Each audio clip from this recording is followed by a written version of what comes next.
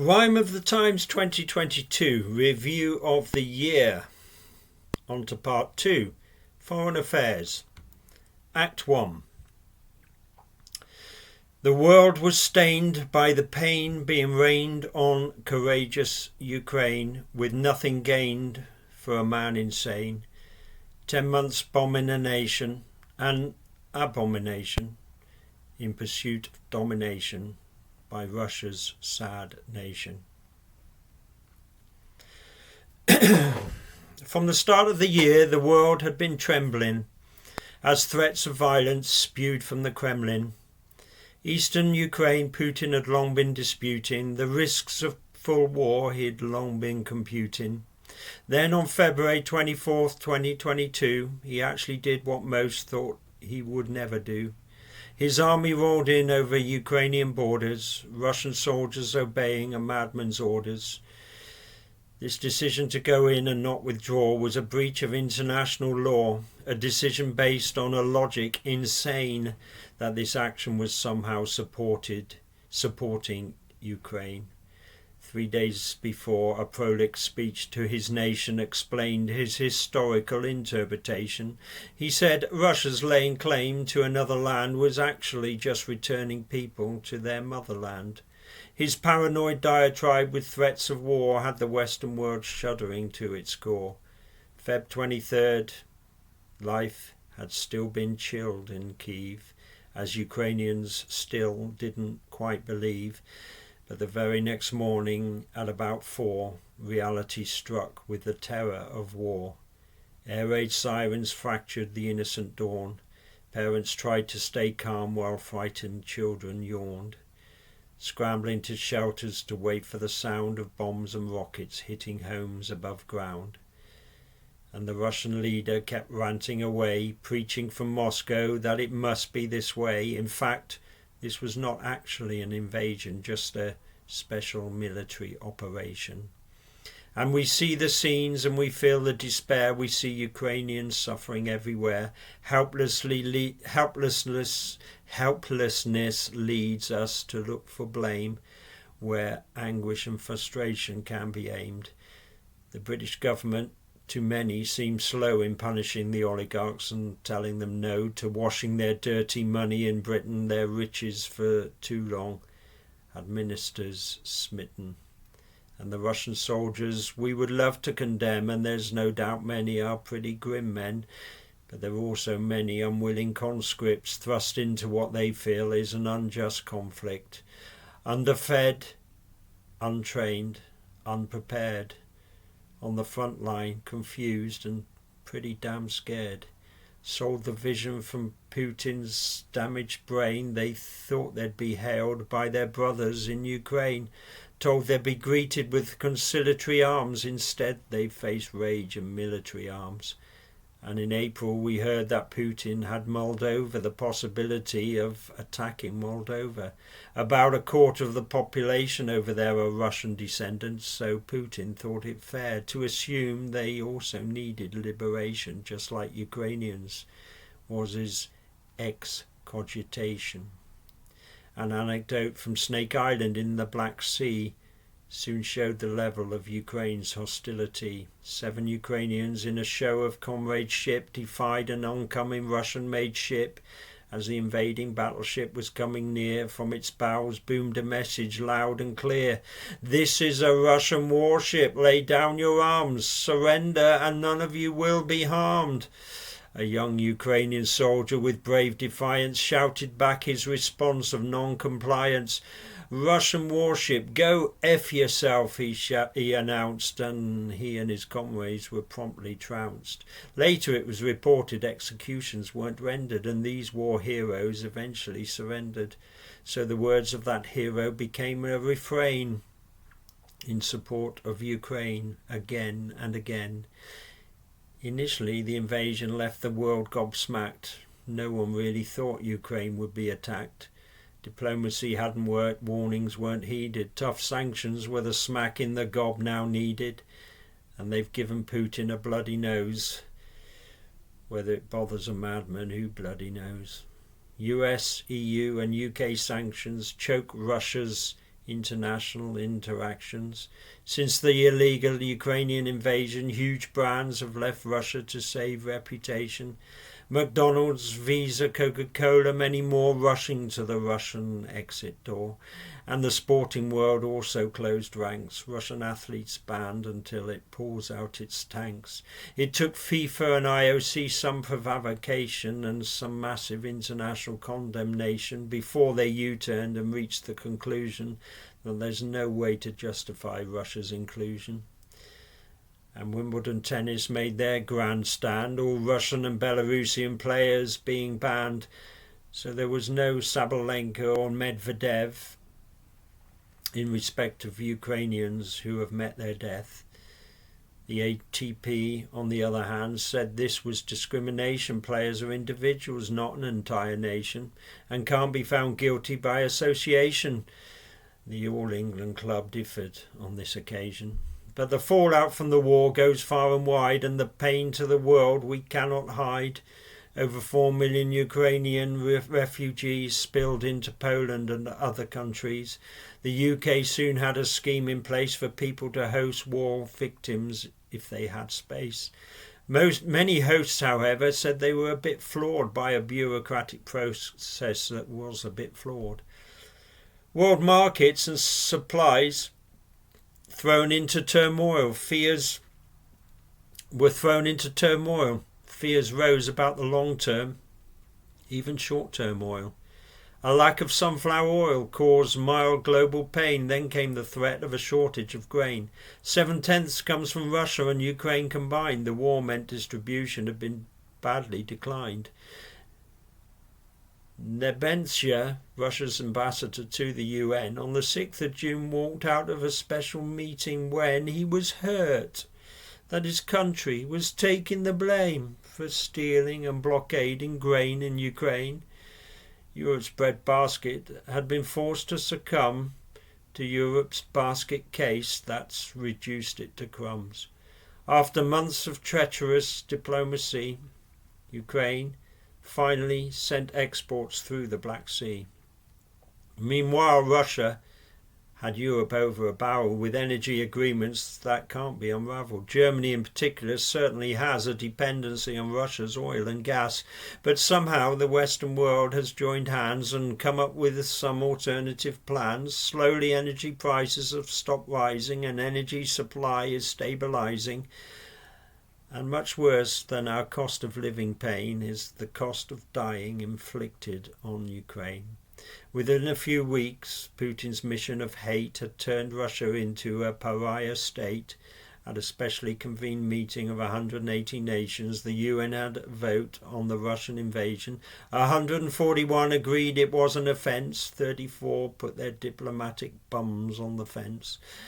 Russia's action was only backed by Syria, Belarus, Eritrea and North Korea, a shifty gang of rogues to have on your side when you want your behaviour justified. And as sanctions were doubled, even quadrupled, Ukraine turned into rubble, but so did the ruble. The question was, would attacks on Russian banks have enough impact to stop Russian tanks? Putin, of course, insisted he didn't care, but then whined that the West just wasn't being fair. He turned it to fodder for his propaganda machine, so his people thought it's the West being mean. With no free press and a social media hiatus, Russians thought the whole world really does hate us. And when the West doubled down, Putin's retaliation was to threaten the world with annihilation. The N-word was used to raise the stakes, as his conventional strategy was full of mistakes. He would not be belittled. It'd show he's a big boy, letting the world know he has a very big toy. And world alert levels reached a new height when he shelled the Zaporizhzhia nuclear site. And if Putin was testing the resolve of the West with his megalomaniacal quest, he may have got more than he bargained for, with NATO closing ranks like never before. Sweden and Finland, seeing Ukraine's fate, quickly joined NATO before it was too late. With a lunatic neighbour you just can't trust, having powerful friends is now a must. their neutral status now disregarded, peaceful coexistence forever discarded. Putin's reward for world disorder, 800 new miles of NATO border. And the EU is absolutely united, as sanctions on Russia were expedited and support and sympathy were always evident for the Ukrainian people and their president. Zelensky signed papers for EU admission and got a standing ovation from the EU Commission. But he still couldn't get a no-fly zone, and Ukrainians still had to fight their fight alone. But while Putin floundered, scared and inept, his Ukrainian counterpart was brave and adept. He's media savvy, mocking Kremlin claims that Russia is denazifying Ukraine. It seems the Politburo just can't understand that Zelensky is himself a Jewish man. And despite the stress, he stayed upbeat and courageous, telling the world the invasion's outrageous. To the House of Commons he gave one of his speeches, evoking Churchill's fighting on the beaches.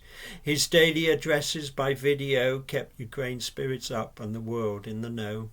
Ukraine was now the focus of world attention. In every conversation the country is mentioned. We all now know how to pronounce Kyiv. It rhymes with Russians, for God's sake leave.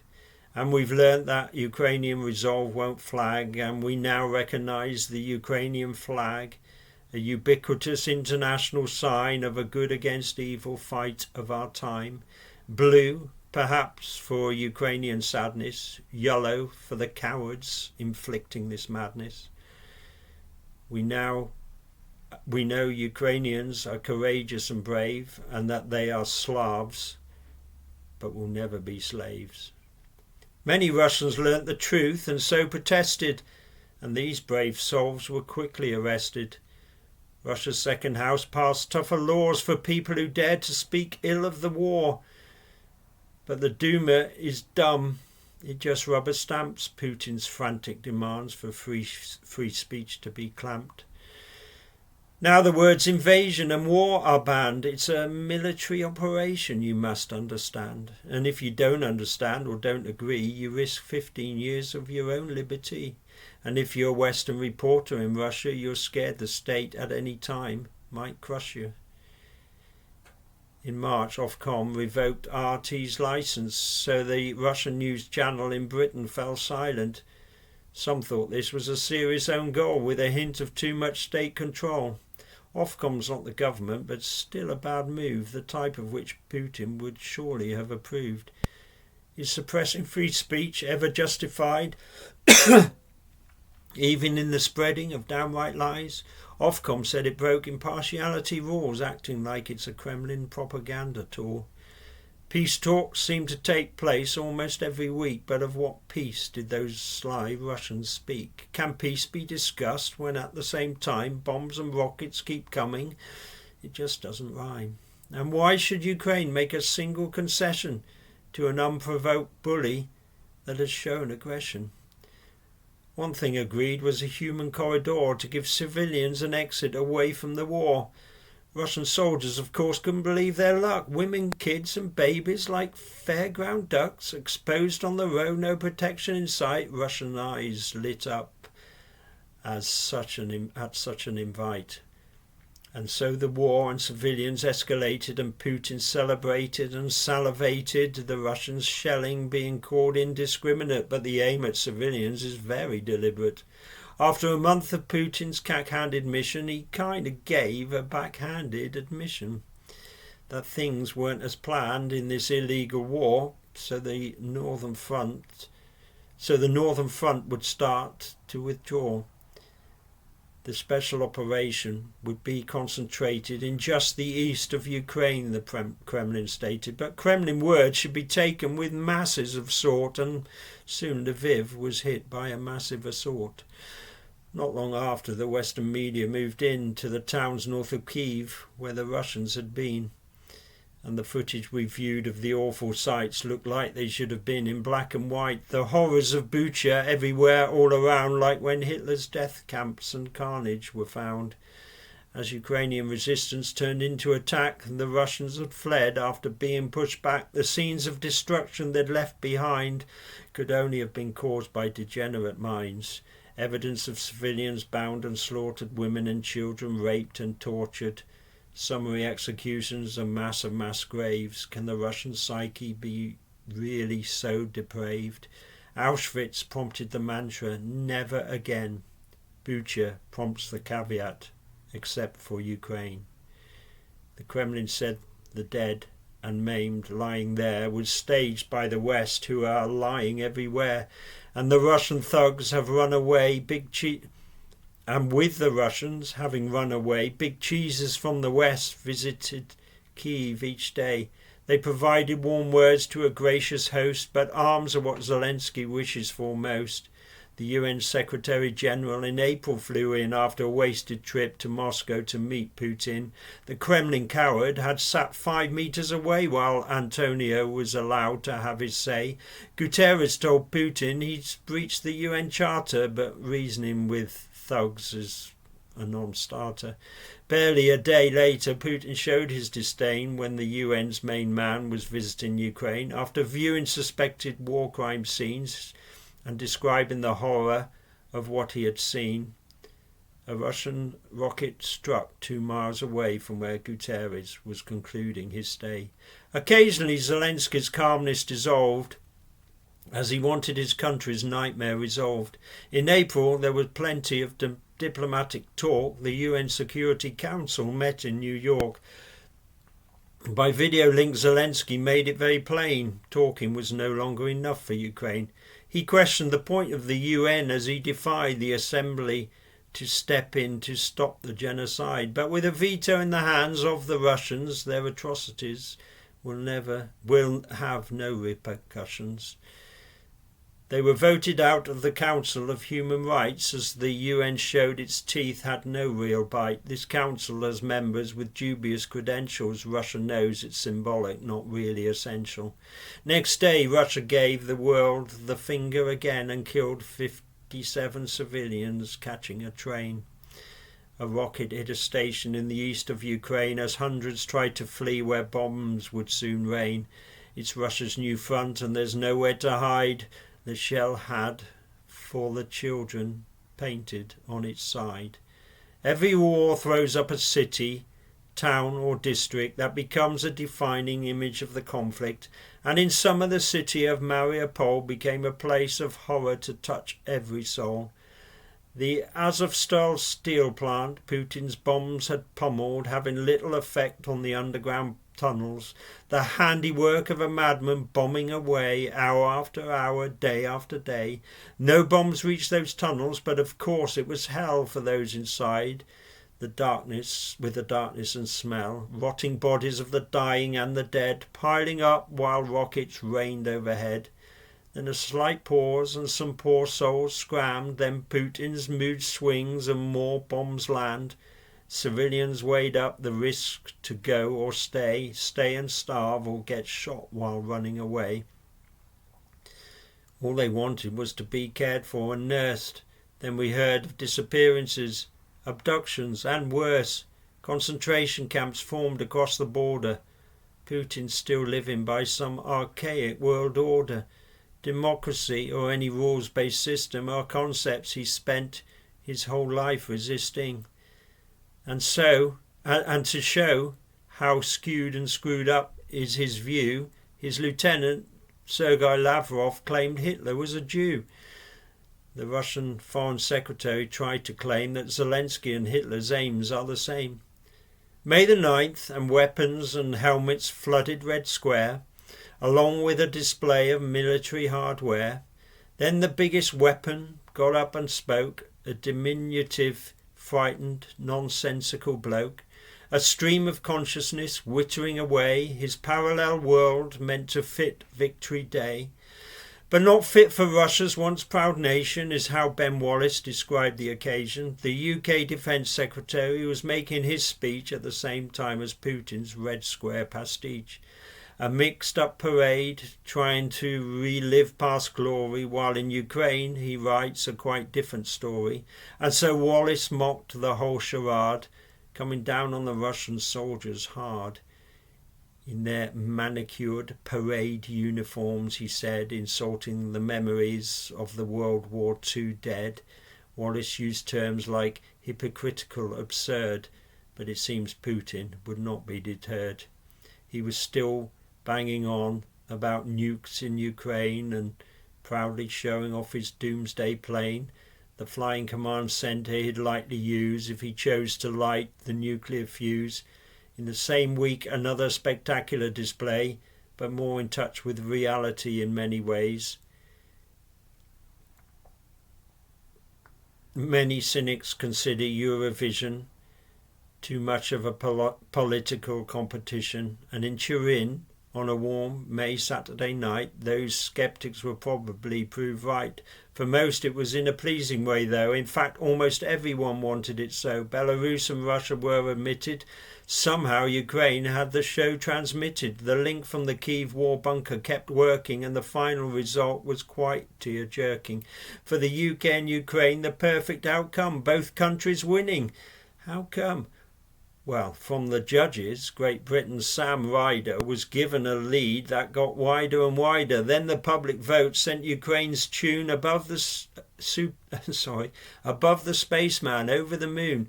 That's how the Kalush Orchestra were feeling. Their presence and song were both appealing. A folk song showcasing Ukrainian culture, anathema to the Kremlin war vultures. It was May the 18th when Mariupol finally fell. For 6 awful weeks the steelworks had been hell. For Putin, a coup, a rare military success, but Russian troops were also killed in the process. But the Kremlin didn't care about the casualty score. They'd achieved their aim of a land corridor. Crimea now joined directly to the east. The Western world looked on with some unease. So for a few months Kremlin's dumbass mission was a Donetsk and Donbass war of attrition. The Russians were slowly but surely edging west with another significant battle in Severodonetsk. Putin, as is his wont, won't leave until the soul is ripped out of the city like Mariupol. And a Scot, Jordan Gately, who'd made the decision to fight in Ukraine of his own volition, was sadly killed in combat in Severodonetsk. Following Scott Sibley, which British hero is next? All the while Zelensky charmed the world stage. The former comedian knew he had to engage. Never had the democratic community seen a politician so welcomed in the Western arena. He's virtually made hundreds of virtual addresses to parliaments, assemblies and congresses with dexterity of phrase and metaphor. He asked for help in his unwanted war. His words predicated on just one theme: we're taking one for the free world team. And the one Ukraine's taking is courageous and bloody, observed from the sidelines by their NATO buddies.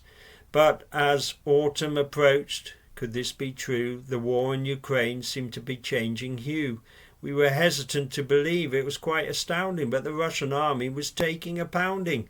It seemed the worm had finally turned. Putin's fingers were being severely burned. And in late September, Putin again rambled on, providing a window into a mind that's gone. His first address to his nation since he invaded Ukraine, his face etched with the lines of ire and pain, incoherent, hitting out like a bear with a sore head, loser emblazoned across his forehead. Losing's another thing he's not very good at, and the Western powers are so wary of that. So the madman ordered widespread mobilization, 300,000 men told to do it for their nation. And disputes over Donbass, he decided to end them by announcing a weekend referendum. In 4 zones where Russia was losing its grip, Ukrainians would be choosing Russian citizenship. Not their real preference, of course not, but they had to tick the right box to avoid being shot. And forged ballot papers, if all else failed, would ensure that democracy prevailed. Then news from Ukraine caught everyone on the hop, a massive unexpected prisoner swap, including 5 Brits, 2 of them on death row. The Saudis convinced Putin to let them go. Aidan Aslin and Sean Pinner had been sentenced for being British mercenaries, which made no sense. They'd been Ukrainian soldiers long before Putin decided on his lunatic war. From Russia with hate, the war Putin's choosing, but his daft draft plan his own people are refusing. Mass conscription infiltrates many lives, dragging in parents, children and wives. How does a mum tell her young son or daughter, Daddy's being sent to the Ukrainian slaughter? And so mobilization was now being effected, but not quite in the way that Putin had expected. Across the motherland, men rushed to the borders of neighbouring countries like Finland and Georgia. One-way tickets out of Moscow escalated to flee the catastrophe that Putin had created. And then the results of his sham referenda, his small mind concluded, had helped his agenda. But only he and his circle of thugs could think Western leaders are really such mugs. Why would they think the vote result had been true? It's the biggest land grab since World War II. Everyone living in the east of Ukraine actually wants to be Russian, is Putin's claim. But with so many Russians from Russia rushing, it seems even Russians didn't want to be Russian. Putin had a referenda party in Red Square with a crowd of vacuum heads bussed in from elsewhere. We welcome new citizens from Ukraine, he explained with the contorted face of a man gone insane. Ukraine then took back a Donetsk city, Lyman, and the world laughed at Putin, the stupid lying man. And in the fog of war and the cloud of propaganda, some facts remain unclear without a propaganda, like what caused the damage to the pipeline of Gazprom and where did the missile that hit Poland come from. In October, the news got better each day, with stories of Russians running away. Kerch Bridge, which was Putin's pride and joy, was partially but very severely destroyed. Ukrainian Special Forces' audacious attack on 19 kilometres of road and rail track, built by the Russians to add weight to their claim that Crimea was no longer a part of Ukraine. The thread joining Crimea to the motherland, and most of it now lies mangled in the Kerch Strait sand. And in November, the West laughed again when Putin lost his only major war gain. The Kremlin coward must have been cursing when Ukrainian soldiers marched into Kherson. But sadly, as the year now draws to an end, there's no happy ending on which to depend. In this modern tale of David and Goliath, with heroes taking on the bullies and liars, Big Russia still launches scattergun attacks while Ukraine keeps bravely fighting back. From the initial February blitzkrieg to the current stalemate and war fatigue, the whole Russian plan was destined to bomb. But through sheer numbers, Russia can drag it on. And in that part of the world, winter's tough. And is the West really doing enough? Unstable Iran won't need much persuasion to offer more support to the illegal invasion. And so far China has acquiesced, but can we be sure they'll stay out of this mess? If not, the path we may all be treading leads to a Putin-led Armageddon.